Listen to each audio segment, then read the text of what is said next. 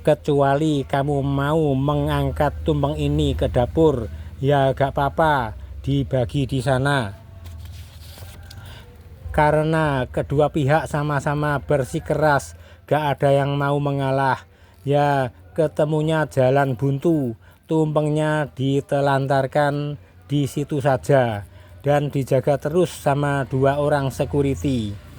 Terus aku bilang sama Jinghe, "Koh, aku nelpon bosmu ya sekarang." Dijawab, "Silakan, tidak kira diangkat sama bosku." Lalu saya bilang sama security-nya begini, "Dek, saya mau orasi sebentar di sini." Maksud saya orasinya di dekat meja yang ada persembahan tumpeng selamatannya. Tumpeng yang tanggal 28 Oktober 2024 itu spesial loh, tanpa menggunakan nasi. Jadi isinya cuma masakan semua. Pakai 2 ekor ayam jago yang besar-besar, yang super, bukan asal jago. Pakai lapjeong, pakai daging sapi, daging babi, ikan laut. Padahal secara umum di Klenteng Kwanseungbyo tidak diperbolehkan mempersembahkan daging sapi, tapi kalau kongco yang meminta menunya harus pakai daging sapi, ya siapapun tidak bisa melarangnya. Sama halnya dengan bunga hijau tadi, yang semestinya harus dimaklumi, harus dimengerti, tapi kok malah dibuang seenaknya kayak gitu.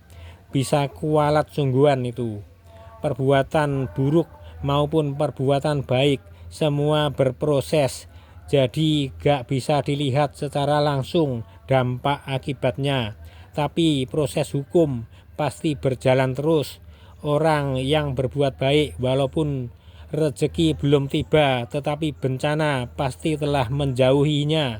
Sedangkan orang yang berbuat jahat meskipun bencana belum tiba, tetapi rezeki pasti telah menjauhinya. Ya, saya lanjut lagi ke masalah saya mau orasi tadi. Saya bilang sama security, selama saya melakukan orasi, dengarkan saja ya, Anda jangan bertindak apa-apa. Security-nya sepakat dengan mengatakan, "Ya Pak." Saya pun segera berorasi menjelaskan bahwa menunya persembahan tumpeng tersebut ditentukan oleh kongco semua dan dilengkapi dengan bunga ijo, tapi bunga ijo sudah dibuang lebih dulu sama petugas. Nah, ketika orasi saya sampai pada kalimat bunga ijonya sudah dibuang, lalu terlihatlah olehku security-nya berjalan ke arahku, pastinya akan mengambil tindakan. Maka saya tambah volume suara orasi saya semakin keras sebagai isyarat untuk memperingatkan security jangan bertindak apa-apa yang telah disepakati bersama. Gak taunya seorang security dari arah belakang memiting leher saya dan langsung diseret saya dalam posisi mundur. Wah, ora ilok tenan wong iki. Terus Suyanto Jinghe berteriak, "Ayo bawa keluar, bawa keluar." Setelah pitingannya lepas, saya mendapati Cik Melan mau diborgol. Lalu saya teriaki, "Hayo, hayo, cacikku mau kamu apakan?" Akhirnya cacikku dilepaskan, tidak jadi diborgol. Ini kalau tidak atas perintah dari Sudomo Go TV, ya tidak mungkinlah sampai seperti itu. Sangat-sangat tidak pantas ini. Kongconya dipecundangi. Acara ritual selamatannya kongco diobrak-abrik. Perantaranya kongco, saya Tio Enghin dan cacikku Tio Milan dikriminalisasi, diseret dan mau diborgol segala. Bayangkan jika ada seseorang yang berani bikin ribut obrak-abrik di tempat produksi pabrik kopi kapal api, bisa pulang tinggal nama ya kan, betul kan? Mereka sebagai orang-orang yang kenal agama, tahu tradisi dan budaya masing-masing agama, berbeda dan sangat bervariasi.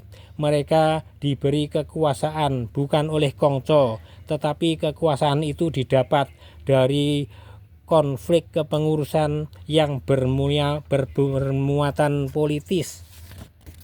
Maka tidak heran kalau di dalam mengelola kelenteng Kwan Sing Byo Tuban mereka semua bersifat arogan. Para umat dan para mantan petingginya kelenteng Kwan Sing Byo tidak dianggap sama sekali. No reckon you.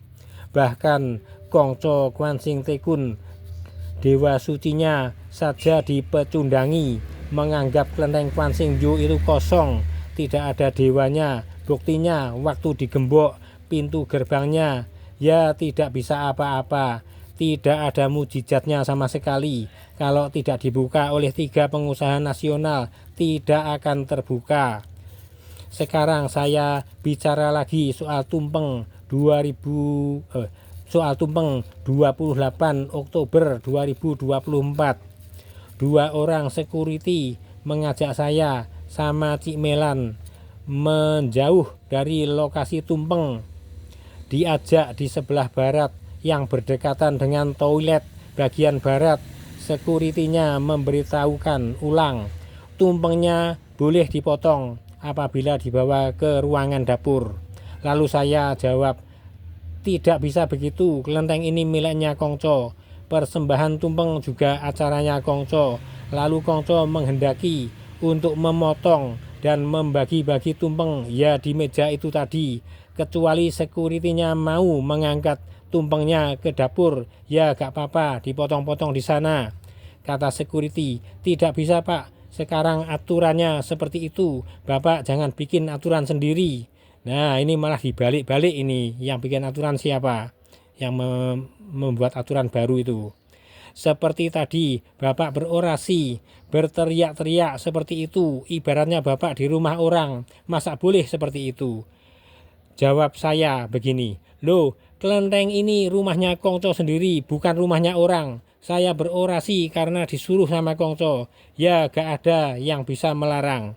Ini malah orang-orang bodoh yang memerintahkan kamu sembarangan. Kalau kamu disuruh jegur sumur, apa kamu mau jegur sumur? Sekarang Sudomo Mergonoto panggil suruh sini, tak hadapi, jangan asal main perintah saja. Ayo panggil sekarang Sudomo Mergonoto. Sekuritinya terdiam saja. Masa orang lagi serius menjalankan tugas sebagai perantaranya Kongco kok dipersulit, ditindas, dikriminalisasikan seperti penjahat, seperti maling saja.